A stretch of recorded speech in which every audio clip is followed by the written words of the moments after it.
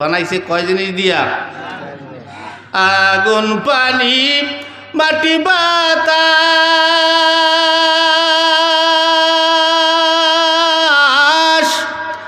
একযোগে করিয়া প্রকাশ। আগুন, পানি, মাটি, বাতাস একযোগে করিয়া প্রকাশ। ওরে দেখলি না তুই কইরা তালাশ, ওরে দেখলি না তুই কইরা তালাশ, কোন জায়গা সে মহাজন।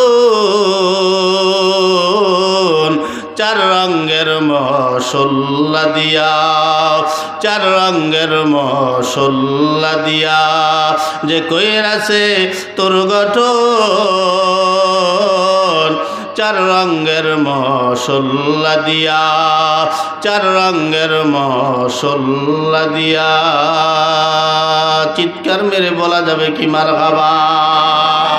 বছর ঘুরিয়া রমজান আসলো ফিরিয়া একটি, বছর ঘুরিয়া রমজান আসলো ফিরিয়া।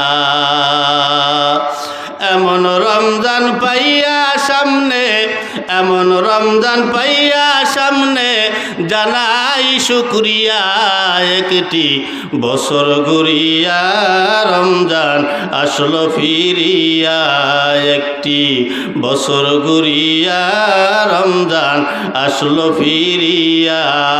জোরে বলা যাবে কি মারহাবা। তোমার গুনাহ নাও জড়াইয়া,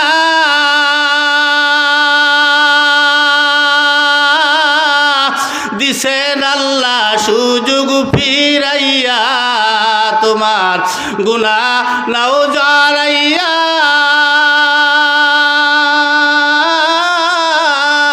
দিছেন আল্লাহ সুযোগ ফিরাইয়া।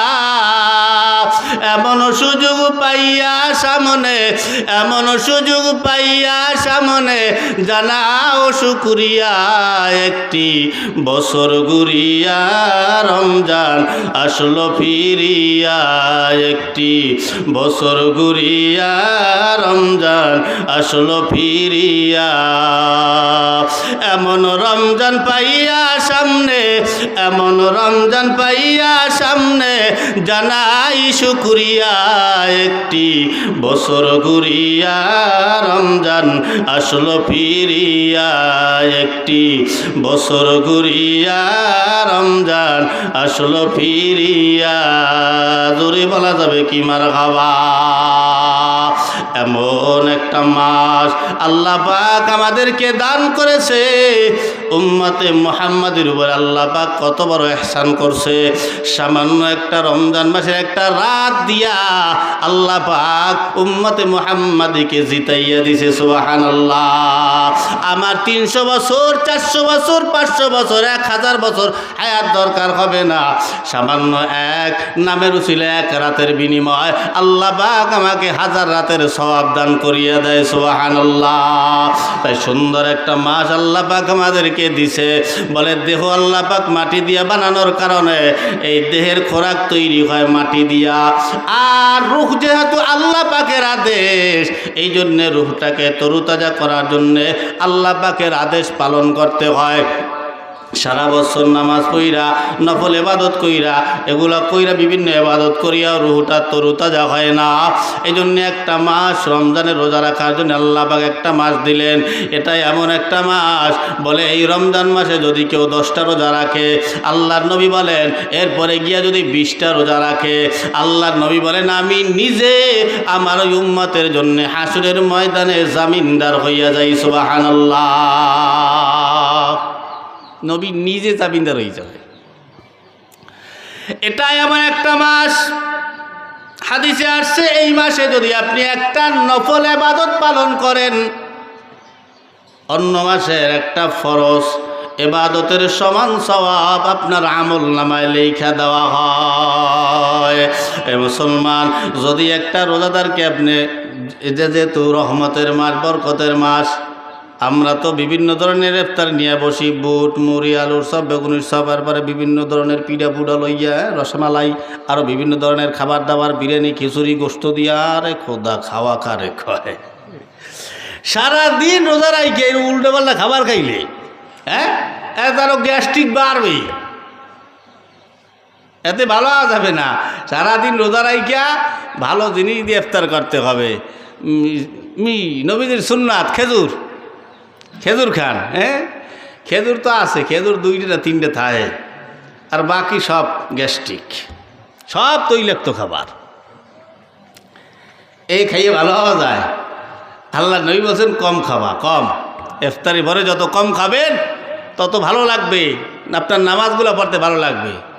অনেকে তারাবি পড়তে পারে না, মানে পেট এমন ভরা ভরছে, ও তো সর্বে মসজিদে আয় না, বুঝলেন না? ওই যে লজ্জার চাইতে গায়ে রাজির খাওয়া ভালো। কোথায় জানি একদিন জুমার নামাজ পড়ে আসতেছি, এর মধ্যে ওই লোকে যাই আর জুমার নামাজ পায় নাই। তেমন মসজিদ থেকে আসতেছে মুসল্লিরা, আরে হবাই বাড়িতে যাইতেছে জুমার নামাজ পড়ার জন্যে। তা মাঝামাঝি দেখিয়া ওই বেটায় দৌড়েই ঢুকছে কলা গাছের বাগানে দিয়ে প্রস্তাব করতে বসে। আল্লাহর হুকুম, আল্লাহ পাক 5 বার ডাক দেয় দৈনিক, দিন রাত মিলিয়ে 24টা ঘন্টা সময়। এই 24টা ঘন্টা সময়ের ভিতরে যদি 1টা ঘন্টা আল্লাহ পাক আমাদেরকে দিছে, আর বাকি 23 ঘন্টা সময় বলছে বান্দা তুমি তোমার রেজেকের পিছনে দৌড়াও হালালভাবে। তো 1 ঘন্টা আমরা আল্লাহকে দেব, বাকি 23 ঘন্টা আমাদের জন্য না। 1 ঘন্টা তো দেই না, পুরো 24 ঘন্টাই আমাকে দুনিয়ার পিছনে আমরা দৌড়াই। তারপরে আমাদের মনে শান্তি নেই, দেহে শান্তি নেই, সংসারে শান্তি নেই, কোনো জায়গায় শান্তি নেই, সব জায়গায় অশান্তি। আল্লাহর হুকুম ঠিকমতো পালন না করলে ইবলিশ শয়তান ঢুকে আপনার সন্তানগুলোকে নষ্ট করে দেবে, আপনার মন নষ্ট করে ফেলাবে। দেন না দেশের কি অবস্থা, খুন রাহাজানি ডাকাতি, এরপরে মারামারি কাটাকাটি, ছোটো ছোটো বাচ্চাকে ধর্ষণ, এত এখন ই হয়ে গেছে। সারা গো আল্লাহ কি দিয়েছে কিসের জন্য আল্লাহ জানে। গত 2 দিন আগে কিশোরগঞ্জ না নরসিংদী, ছোট্ট একটা মাইয়া, সাবার লোক হয় নাই, 8 বছর বয়স। এই মেয়েটারে ধর্ষণ তো করছেই, 3 সেটে মিলে করছে বোধ হয় না, 3 সেটে মিলে ধর্ষণ করছে। এরপরে মাইটারে ডাইরেক্ট মারিয়ে ফেলাইছে। এই পুলিশে বিভিন্ন জায়গায় পলাইছে, এই যেই চোরায় মেইন আসামি, গাজীপুর পলাইছে, কিশোরগঞ্জ পলাইছে, আরও দিনাজপুরের বর্ডার দিয়া টিকিট কাটিয়া ভারতে যাইতে চাইছিল, কিন্তু আল্লাহর উপরে গজব নাজিল করছে, আর যাইতে পারে নাই, পলাইতে পারে নাই। এত বড় অপরাধ করছে। এই পুলিশে দৌড়েই ধরিয়ে আনছে। আমি গতকালকে ফেসবুকে দেখলাম যে পুলিশে জিজ্ঞেস করতে আছে, তা পুলিশে মানে শ্বাস করতে আছে খুব জোরে জোরে, মানে খুব দৌড়ইছে মনে হয়, বোঝেন না? এটা বিপদ না, বিপদে পড়লে একালে দৌড় কারে কয়।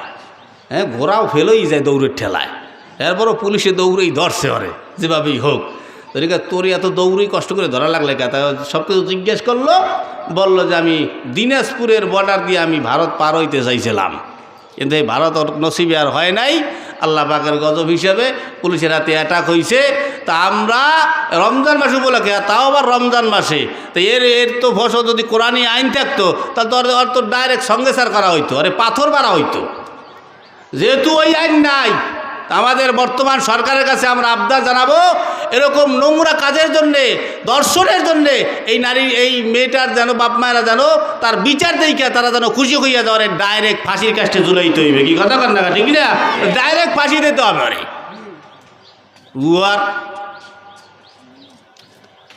আল্লাহ পাক আমাদের সন্তানগুলোকে শয়তানের কুরচনা কুয়াশার থেকে যেন আল্লাহ পাক হেফাজত করেন, সকলে বলে আমিন। এজন্যই বলছে মিনাল জিন্নাতি ওয়ান নাস, জিন শয়তান এবং মানুষ শয়তান থেকে আল্লাহর কাছে আশ্রয় চাইতে বলছে। জিন শয়তান তো আপনার অন্তরকে ধোঁকা দেয়, এই মানুষ শয়তান আপনার লাইফ নষ্ট করে দেবে, মানুষ শয়তান আপনার লাইফ নষ্ট করে দেবে। এই আজকে এই ছেলেটা এত মানুষের কুমন্ত্রণায় আসছে, শয়তান মানুষ এই মানুষগুলোর কুমন্ত্রণায় এগুলো করিয়ে বেড়াইছে। কারণ ওর জীবনটার কী হবে? ওর তো মারি ফেলে তো কিছু করার নাই, সারা জীবন জেলখানায় বসা লাগবে আর।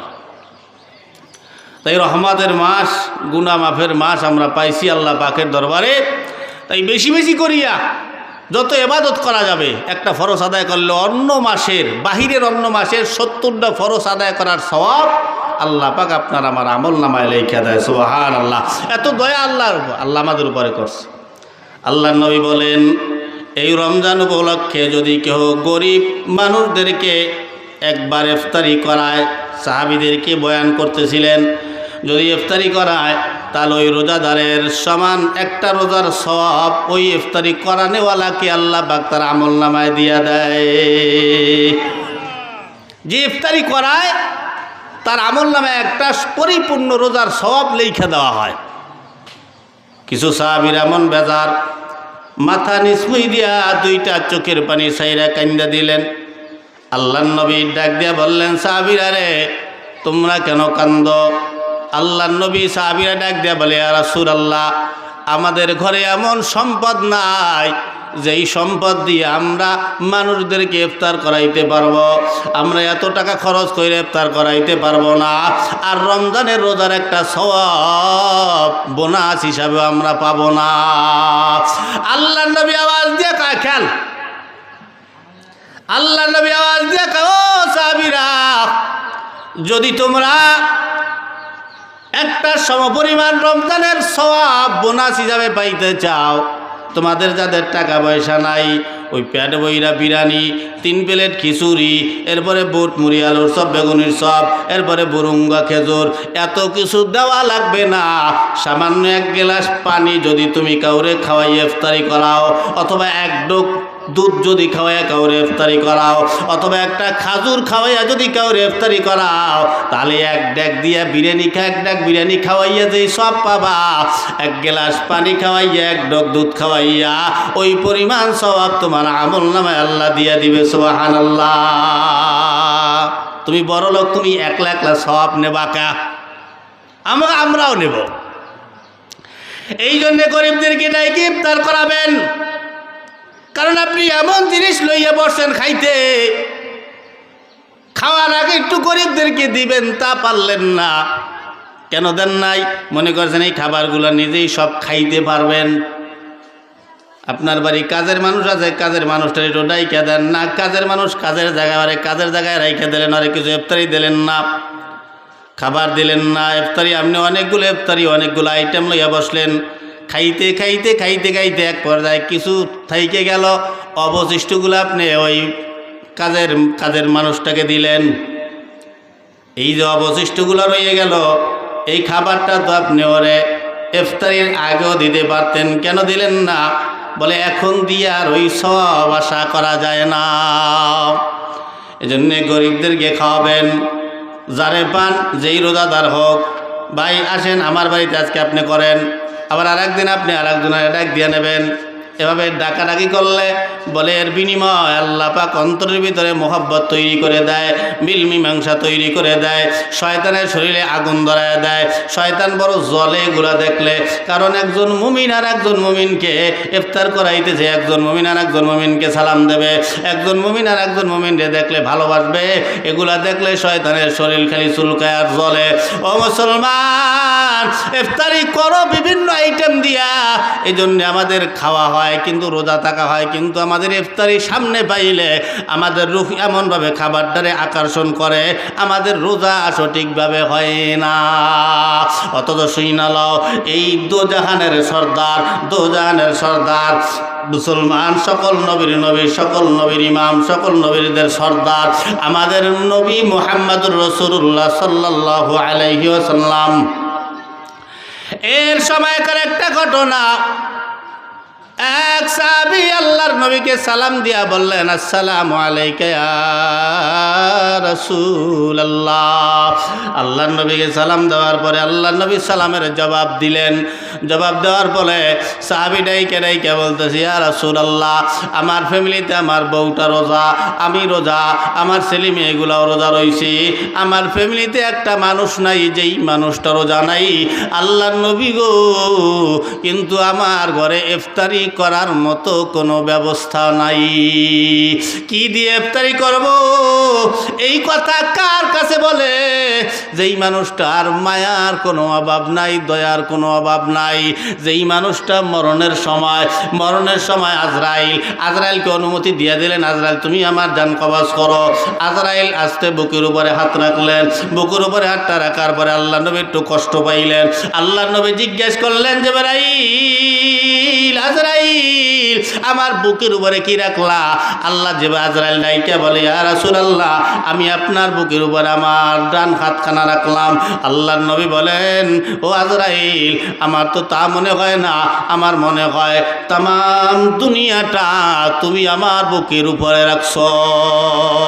এই কথা বলার পরে আজরাইলকে আওয়াজ দিয়ে কয়, নবী আজরাইল, আমার গুনাহগার উম্মত গুলারে কি তুমি এইভাবে কষ্ট দিয়া মারবা?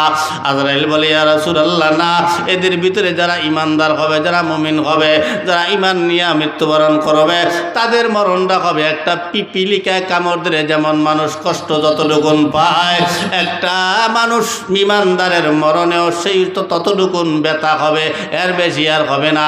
কিন্তু যেইটা নাফরমান বেঈমান, ওর মরণে অনেক কষ্ট হইয়া যাবে।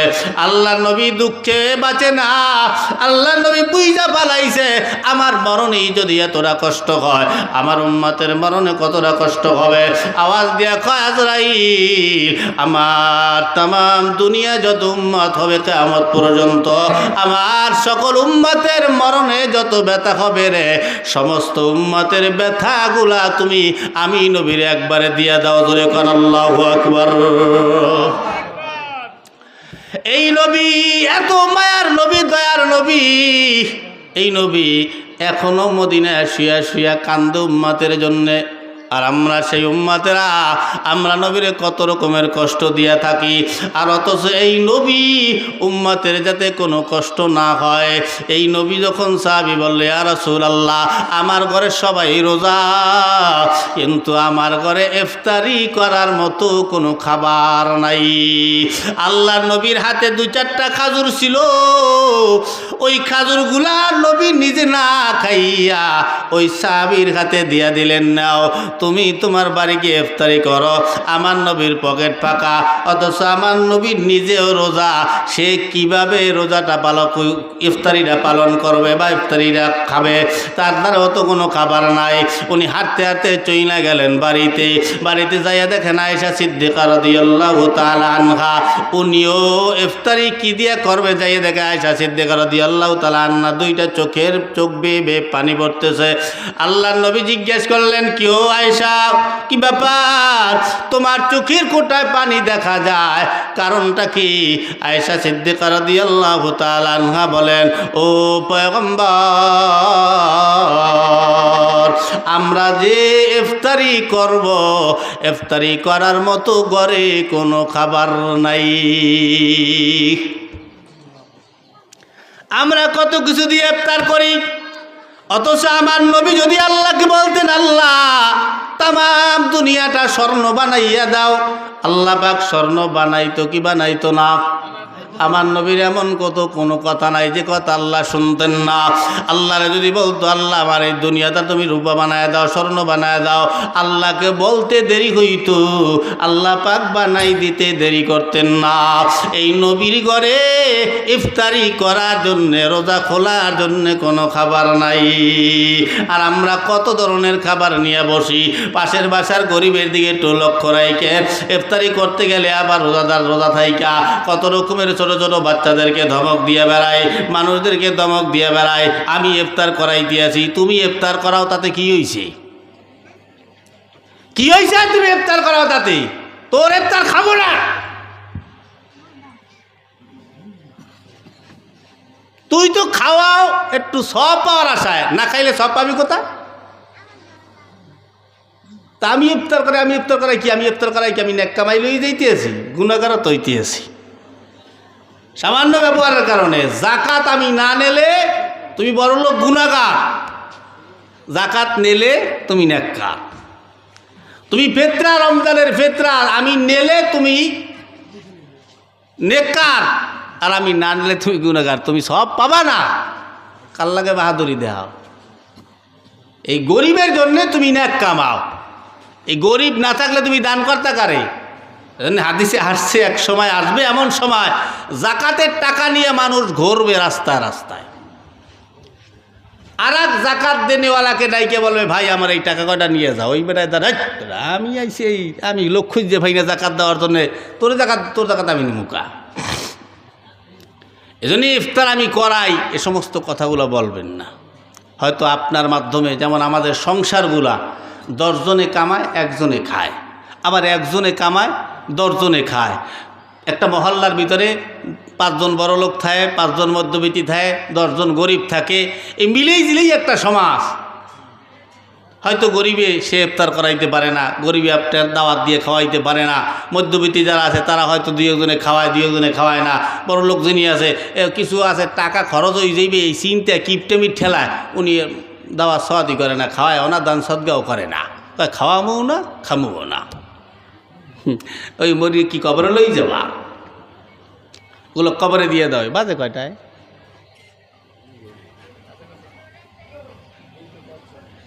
হ্যাঁ 2:45 বাজছে না। আল্লাহ, কষ্ট হইতে